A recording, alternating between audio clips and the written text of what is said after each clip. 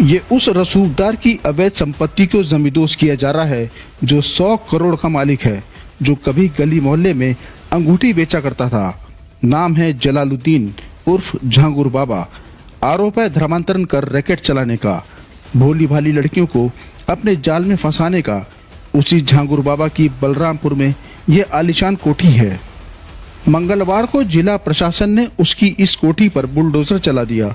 झांगुर बाबा के साथ साथ उसके सहयोगियों की संपत्ति पर भी बुलडोजर चला दिया गया। आरोप है कि अवैध तरीके से इन संपत्तियों का निर्माण किया गया। एटीएस और ईडी की जांच जैसे जैसे आगे बढ़ रही है, झांगुर बाबा की करतूतों की दहलाने वाली परतें खुल रही हैं। अब यह मामला धर्म परिवर्तन तक ही नहीं रह गया, बल्कि अब यह मामला देश के खिलाफ रची जा रही साजिश तक पहुंच गया है, क्योंकि बाबा का सीधा कनेक्शन निकला है आईएसआई से।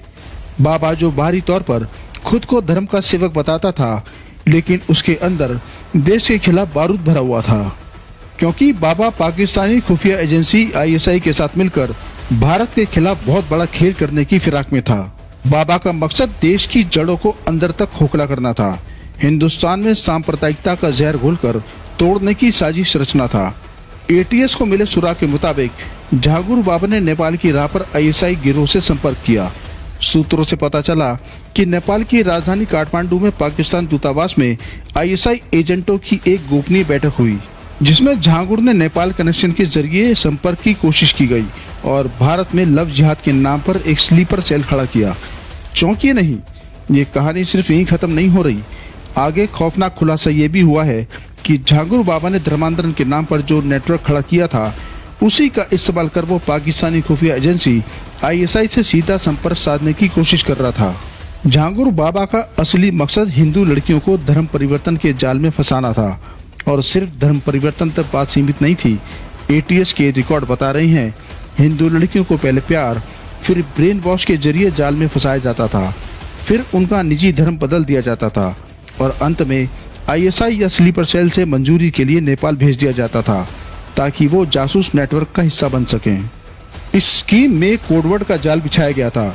इसमें गर्ल को प्रोजेक्ट, ब्रेन वॉश को काजल करना, मिलवाने को दीदार कन्वर्जन और धर्मांतरण को मिट्टी पलटना कहा गया था।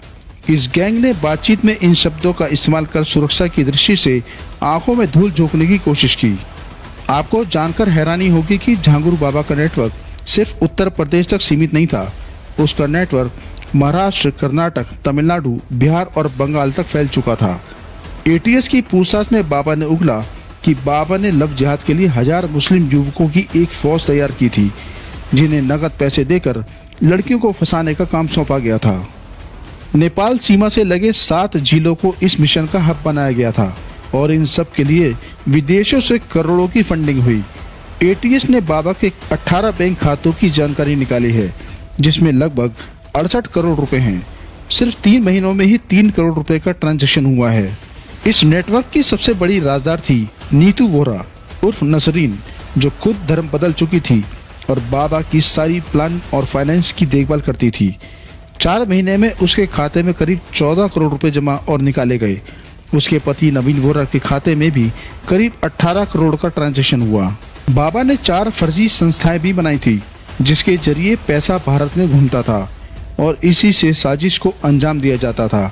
नसरीन और उसका पति केवल बाबा के फाइनेंस ही नहीं देखते थे, बल्कि नए लड़कों की भर्ती, नई लड़कियों को टारगेट करना और निकाह का पूरा काम कंट्रोल करते थे। अब ये पूरा मामला उत्तर प्रदेश के मुख्यमंत्री योगी आदित्यनाथ के पास पहुंचा, और एटीएस और ईडी को खुली छूट दे दी गई है। अभी समाज विरोधी और राष्ट्र विरोधी कार्रवाई में लिप्त तत्वों के खिलाफ कैसे कार्रवाई हो रही है। कल बलरामपुर में आपने देखा होगा, एक जल्लाद को हम लोगों ने वहां पे भी गिरफ्तार किया है। तथा योगी आदित्यनाथ की ओर से कहा गया है कि भारत को तोड़ने की कोशिश अब दफन कर दी जाएगी, चाहे कोई भी बाबा हो या गद्दार, कोई नहीं बचेगा। आज झांगुर बाबा एजेंसियों के शिकंजे में है, तथा ऐसे ऐसे राज उगल रहा है जो सिर्फ देश को हिलाने वाली नहीं, बल्कि जांच एजेंसियों को भी हैरान कर देने वाले हैं। इस कहानी में और भी खौफनाक खुलासे होने वाले हैं। क्या ये सिर्फ बाबा की साजिश थी, या इसकी जड़ें और भी गहरी हैं? इसका तेजी से पता लगाया जा रहा है।